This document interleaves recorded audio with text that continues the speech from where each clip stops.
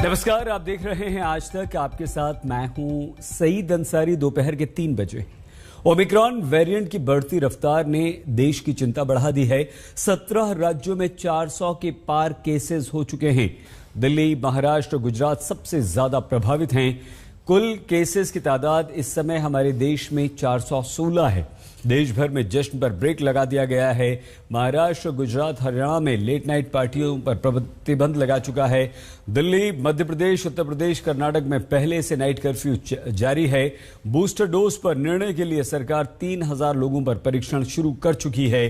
देश में कोरोना के कुल एक्टिव केस आज इस समय 77,000 को पार कर गए हैं। इसलिए ओमिक्रॉन से डरना बहुत जरूरी है। हम लापरवाह हैं। हम ओमिक्रॉन को बहुत हल्के में ले रहे हैं। हम घरों में पार्टी कर रहे हैं। हम रेस्टोरेंट, बाजार सब जगह जा रहे हैं। ओमिक्रॉन के कारण देश भर में पार्टियों पर, जश्न पर पाबंदी लगा दी गई है। दिल्ली, यूपी, महाराष्ट्र, गुजरात, हरियाणा में लेट नाइट पार्टियों पर प्रतिबंध लगा चुका है। लेकिन बाजारों में भीड़ है कि कम होने का नाम नहीं ले रही। हमारे विभिन्न संवाददाता हाल बता रहे हैं। दिल्ली हाईकोर्ट के फटकार के बाद सरोजनी नगर मार्केट की तस्वीर आज से बदली सी नजर आएगी। डिस्ट्रिक्ट एडमिनिस्ट्रेशन ने यहां पे आदेश जारी कर दिए हैं कि सरोजनी नगर मार्केट में आज से दुकानें ऑड इवन के हिसाब से खुलेंगी। 25 और 26 दिसंबर को दुकानें ऑड इवन के हिसाब से खुलेंगी। साथ ही ये आदेश भी जारी किया गया है कि किसी भी तरह के अनऑथराइज्ड वेंडर्स इस मार्केट में अब अलाउ नहीं किए जाएंगे। तमाम आदेश इस वजह से दिए गए क्योंकि ओमिक्रॉन का खतरा बढ़ता जा रहा है। और एक वीडियो वायरल हुआ था जिसमें लोग भारी तादाद में यहां पे सड़कों पे चल रहे थे, पांव रखने तक की जगह नहीं थी। लेकिन शनिवार की सुबह सिचुएशन कुछ इस तरह से है। सरोजनी नगर के मार्केट में आप गेट नंबर 3 से एंटर करते हैं और यहां पे अभी भी स्ट्रीट वेंडर्स अपनी जगह पे बने हुए हैं। ये अनऑथराइज्ड एक्सेस है। आप लोग अभी भी क्यों बने हुए हैं यहाँ पे? जी जा रहे हैं। तो ये खोला क्यों आपने? आदेश आपको पता नहीं चला था? नहीं पता है आपको? इस तरफ भी अगर आप लोग देखें तो यहाँ पे भी दुकान लगा के लोग बैठे हुए हैं। क्यों लगाई है दुकान भाई साहब आपने? भैया 1 घंटे का काम है, हम चले जाते हैं सुबह। तो ये तो अनऑथराइज्ड है ना, इसके लिए तो मना किया है सरकार ने अभी। सर जी 1 घंटे का कमाने खाने का मौका मिलता है बस, और क्या मैं सारा दिन थोड़ी रहता हूँ। सारे दिन नहीं रहते हैं। तो जिस तरह की भीड़ आई थी, वीडियो दिख रहा था, आप ही लोगों की वजह से जाम लग रहा भीड़ है। सुबह थोड़ी भीड़ है। तो ये हटा लेंगे आप लोग? अभी 1 घंटे आधा घंटा में जैसे दुकान खुलेगी हम चले जाएंगे यहाँ से। तो उम्मीद यही है कि 11-12 बजे के बाद जब सरोजनी नगर मार्केट दोबारा खुलेगा तो उम्मीद ये की जा सकती है कि पुलिस प्रशासन और जो लोकल एडमिनिस्ट्रेशन है वो कम से कम जो अनऑथराइज्ड एक्सेस है यहाँ पे स्ट्रीट वेंडर्स का, संभवतः उसे सरोजनी नगर से हटवा लेगा। और ये तमाम कदम ओमिक्रॉन के बढ़ते हुए केसेस को लेके लिया जा रहा है ताकि कोविड-19 का कहर फिर से दिल्ली में ना बरपे। वीडियो जर्नलिस्ट अंकित सिंह के साथ मैं अमित भारद्वाज, दिल्ली आज तक। उत्तर प्रदेश में कोरोना एक बार फिर अपने पैर पसार रहा है। बीते 24 घंटों में 49 नए कोरोना के संक्रमित मरीज सामने आए हैं और अगर उत्तर प्रदेश की बात करें तो कुल 266 मरीज अभी तक कोरोना से संक्रमित हो चुके हैं। वहीं दूसरी तरफ कोरोना के नए डेल्टा वेरिएंट और ओमिक्रॉन की बात करें तो अभी तक गाजियाबाद में 2 मरीजों के ओमिक्रॉन से संक्रमित होने की पुष्टि हुई, लेकिन वो महाराष्ट्र से आए थे और संक्रमण की पुष्टि होने के बाद वो वापस महाराष्ट्र चले गए हैं।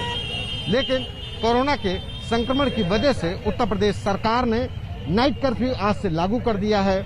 नाइट कर्फ्यू लगाने के साथ ही अभियान शुरू किया गया है दुकानदारों के लिए और जो शॉपिंग सेंटर्स हैं वहां पर कि मास्क नहीं तो सामान नहीं। लेकिन बाजारों में जो लोग निकल रहे हैं वो अभी भी बिना मास्क के निकल रहे हैं। जो भीड़ है वो बदस्तूर जारी है। जो सफर करने वाले लोग हैं वो उसी तरीके से लापरवाही बरत रहे हैं। कैमरा पर्सन संदीप के साथ संतोष कुमार, आज तक। हम ग्राउंड रियलिटी चेक करने के लिए मुंबई के सबर्बन इलाके दादर में आए हैं। अभी तो बाजार मानो खुल ही रहा है और अभी से आप देख सकते हैं कि क्राउडिंग की जो कंट्रोल करने की जो बात कही जा रही थी उसके नाम पर आखिर ग्राउंड जीरो में यहां पर क्या हो रहा है। हेल्थ एक्सपर्ट्स कह रहे हैं कि अगर ज्यादा क्राउडिंग होती है तो ये खतरनाक है। क्राउड मैनेजमेंट अगर नहीं किया जाता तो कोविड इन्फेक्शन बहुत ज्यादा फैल सकता है। लेकिन ग्राउंड जीरो पर क्राउड मैनेजमेंट के लिए क्या किया जा रहा है ये आप खुद ही देख सकते हैं। और यही जो हाल है वो तमाम मुंबई के अलग अलग बिजी मार्केट प्लेसेस का है। ये तो हम आपको तस्वीर सिर्फ दादर की दिखा रहे हैं। यहाँ ना दुकानदारों को कोई फिक्र है, ना ग्राहकों को कोई फिक्र है। सोशल डिस्टेंसिंग की तो आप बात छोड़ ही दीजिए, जो मास्क होता है, बेसिक फेस मास्क, जो आपकी सबसे अहम प्रोटेक्शन कर सकता है, किसी का यहां तक, किसी का यहां तक, और किसी का तो है ही नहीं। ऐसे में आखिर किस तरीके से सावधानी बरती जाएगी, ये एक बड़ा सवाल है। आने वाले दिनों में हेल्थ एक्सपर्ट्स ने कहा है कि केसेस तो और ज्यादा बढ़ सकते हैं, इसलिए बहुत अहम है कि नियम कानूनों को माना जाए। लेकिन ग्राउंड जीरो पर तो मानो नियम कानूनों की धज्जियां उड़ रही हैं। कैमरा पर्सन महेश मौर्य के साथ पंकज उपाध्याय, मुंबई आज तक। महाराष्ट्र, उत्तर प्रदेश, दिल्ली के ये वो महत्वपूर्ण और मशहूर मार्केट से जहां से ग्राउंड रिपोर्ट हमने आपको दिखाई। दिल्ली का बहुत ही मशहूर मार्केट है सरोजनी नगर, जहां आज भीड़ बिल्कुल नहीं है, सरकार ने पाबंदी लगा दी है।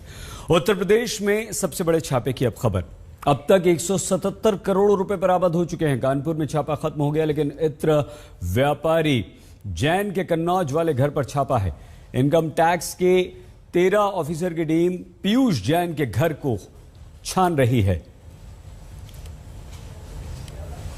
आइए सीधे हम हमारे संवाददाता संतोष के पास आपको लिए चलते हैं। संतोष, क्या इस कन्नौज वाले घर से भी कुछ मिला है कानपुर की तरह अभी तक? देखिए, अभी तक आधिकारिक तौर पर तो नहीं कह सकते हैं कि सर जी की क्या मिला, लेकिन इतना जरूर है कि कल शाम 4 बजे से जो डीजीजीआई की टीमें जो छापेमारी कर रही हैं, जांच कर रही हैं, 13 सदस्यीय टीम है। आज कानपुर से 6 सदस्य और आए, और ये मैं दिखाऊं, ये पीयूष जैन का ये घर है। ये पूरा मोहल्ले में करीब 4-5 घरों को मिला करके एक तरीके से किलेनुमा घर है।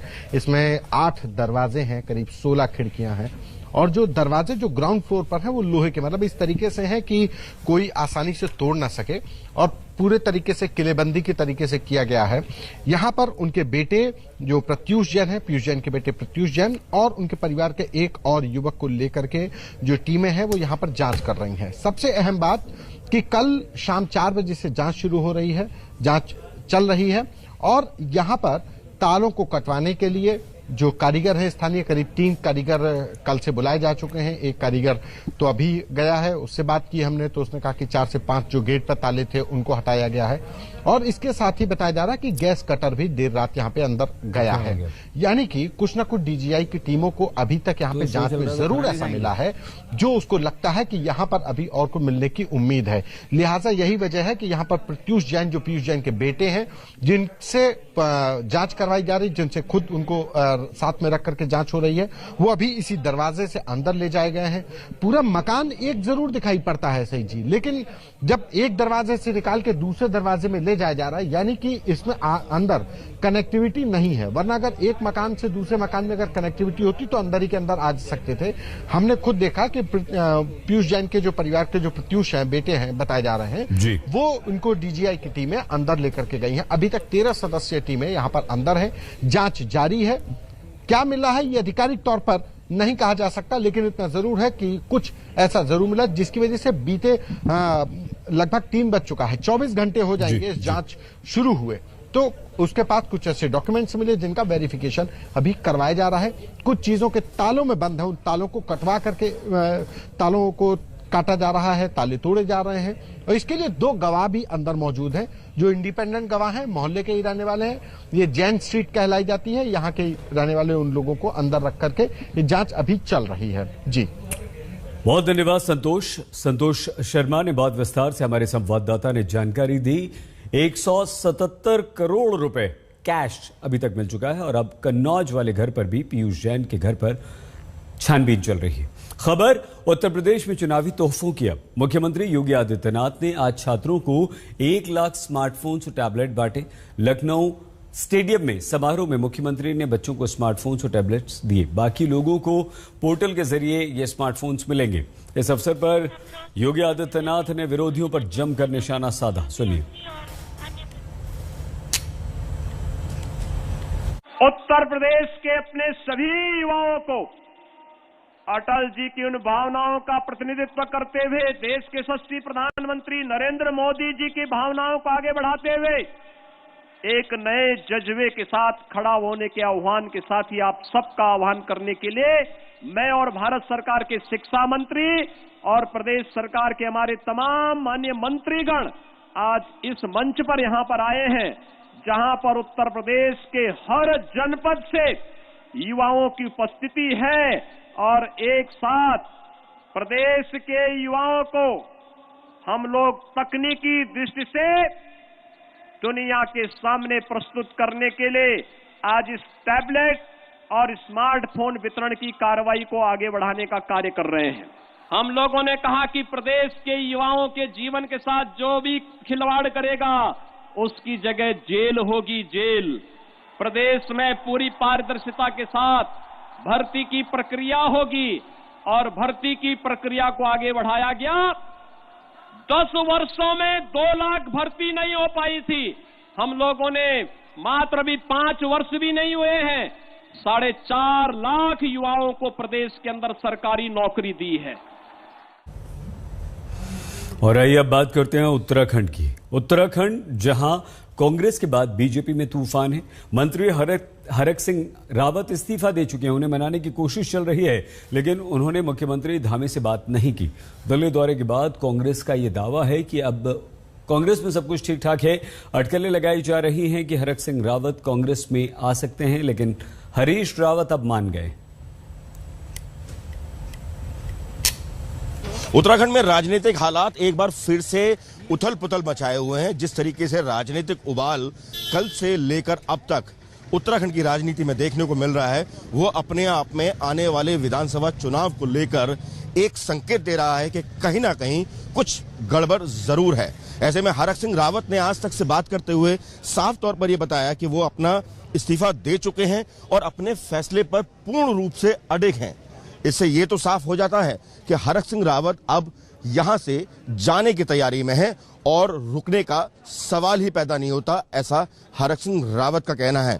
उनका यह भी मानना है कि जिस पैसे की बात देने की कोशिश की जा रही है और सरकार के द्वारा अवमुक्त करने की बात की जा रही है, उससे तो मेडिकल कॉलेज की दीवार भी नहीं खड़ी हो सकती। कैमरामैन प्रवेश राणा के साथ दिलीप सिंह राठौड़, देहरादून, आज तक। हरक सिंह रावत की नाराजगी का कारण मेडिकल कॉलेज है। हमने इस बारे में राज्य के स्वास्थ्य मंत्री धन सिंह रावत से बातचीत की।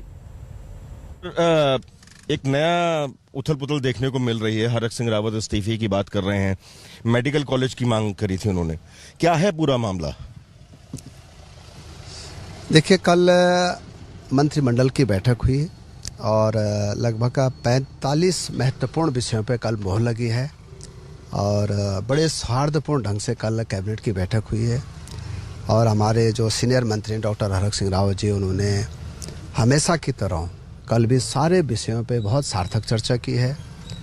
और कल मेडिकल कॉलेज के बारे में भी काफ़ी चर्चा हुई है, जो उनका मेडिकल कॉलेज है कोटद्वार का, और हमने कल ही उसकी स्वीकृति दे दी है कि 5 करोड़ रुपये उस कॉलेज के लिए जो है अब मुक्त कराए जाएंगे। कल कैबिनेट में जब कैबिनेट बैठक खत्म हुई, उसके बाद मुख्यमंत्री जी ने कहा कि जल्दी उसका जीओ हो जाएगा। डॉक्टर साहब, ये बताया जा रहा है कि मुख्यमंत्री मिले, उनसे बात की, आप लोगों में से भी कई लोगों ने उनसे बात की। उनका साफ तौर पर आज तक से बात करते हुए ये कहना है कि ना तो उन्होंने किसी से कोई बात की और वो अपने फैसले पर पूर्णतः अडिग हैं। अब देखिए भाई, इस मामले में तो मैं कुछ नहीं कह सकता हूँ, पर मैं कह सकता हूँ कि क्षेत्र के विकास के लिए जो भी वो कहेंगे हम निश्चित रूप से करेंगे। अगर वो अपने फैसले पर अडिग रहते हैं तो क्या बीजेपी को इससे कोई नुकसान होगा?